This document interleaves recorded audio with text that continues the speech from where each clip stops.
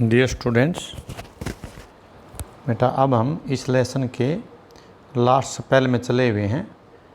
कल हमने जहां फिनिश किया था मैं पहले उसको स्टार्ट करना चाहूँगा। ये बेटा हम इस लेसन के बिल्कुल लास्ट में आ चुके हैं। केवल 5 मिनट की ही रीडिंग हमारी बची हुई है। कल बेटा हमने यहाँ तक किया था, मैं आपको रिपीट करना चाहूँगा कि mister Wehrer was the perfect person for me then. मतलब ये जो एब्राइट साइंटिस्ट है वो एक अपने उनके सोशल स्टडीज़ के टीचर के बारे में कुछ जिक्र कर रहे हैं कि वो मेरे लिए बेस्ट पर्सन था। हालांकि वो एसएस का था, इन्होंने इन्वेंशन साइंस के ऊपर किया, लेकिन इन्होंने उसको बड़ा प्रमोट किया ये काम करने के लिए। He opened my mind to new ideas. मतलब उसने नए नए आइडियों के प्रति मेरे दिमाग को खोला। एब्राइट सेड, एब्राइट ने ऐसे कहा। इसके बाद हम नेक्स्ट पैसेज को भी ये दोबारा ये आगे से करना चाहेंगे। Richard would always give that extra effort, mister Wehrer said. मतलब वेहरर क्या बोलते थे? Richard would always give that extra efforts. Richard हमेशा, देखो, गिव दैट एक्स्ट्रा एफर्ट कि हमेशा एक्स्ट्रा कार्य, अतिरिक्त मेहनत करते ही रहते थे। वाट प्लीज्ड मी वाज, अब जो ये उनके जो प्रोफेसर हैं, लेक्चरर हैं, वो कह रहे हैं वाट प्लीज्ड मी, जिस चीज़ ने मुझे प्रसन्न किया, वाज वो क्या थी?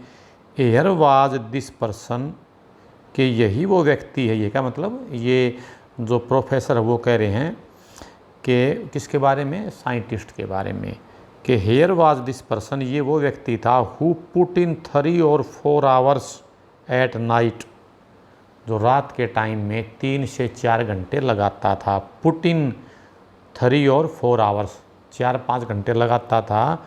डूइंग डिबेट रिसर्च, डिबेट की रिसर्च करने में। Beside doing all his research with butterflies and his other interest, अपने दूसरे कार्यों में और बटरफ्लाई के बारे में रिसर्च के अलावा भी वो रात को 3 से 4 घंटे डिबेट के कंपटीशन में लगाता था।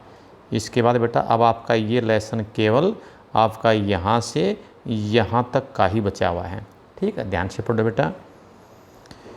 रिचार्ड वाज कॉम्पिटिटिव, रिचार्ड बहुत प्रतियोगितात्मक था।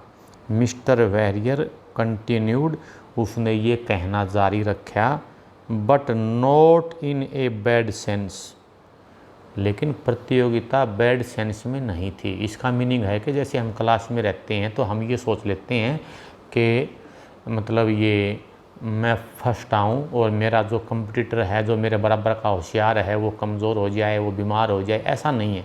वो तो एक बैड सेंस है। गुड सेंस ये होती है कि वो भी आगे बढ़े, मैं और भी आगे बढ़ूँ। तो इस हिसाब से वो बहुत कॉम्पिटिटिव था। ही एक्सप्लेन्ड, उसने ये बात समझाया।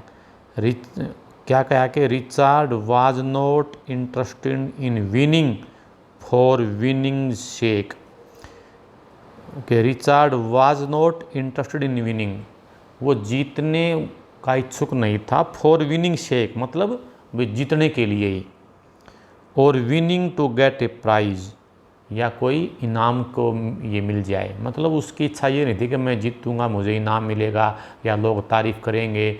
वो तो है क्या विनिंग शेक, कि जीतने के लिए ही या इनाम के लिए ही नहीं जीतना चाहता था। रेदर, बल्कि ही वाज विनिंग, वो जीत रहा था। Because he wanted to do the best job he could, he wanted to do the best job, बढ़िया से बढ़िया काम वो वांटेड टू डू करना चाहता था। ही कुड, जो वो कर सकता था।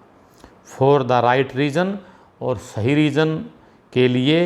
ही wants to be the best, वो हमेशा बेस्ट बनना चाहता था। And that is one of the ingredients in the making of a scientist, and that is one of the ingredients in the making of a scientist।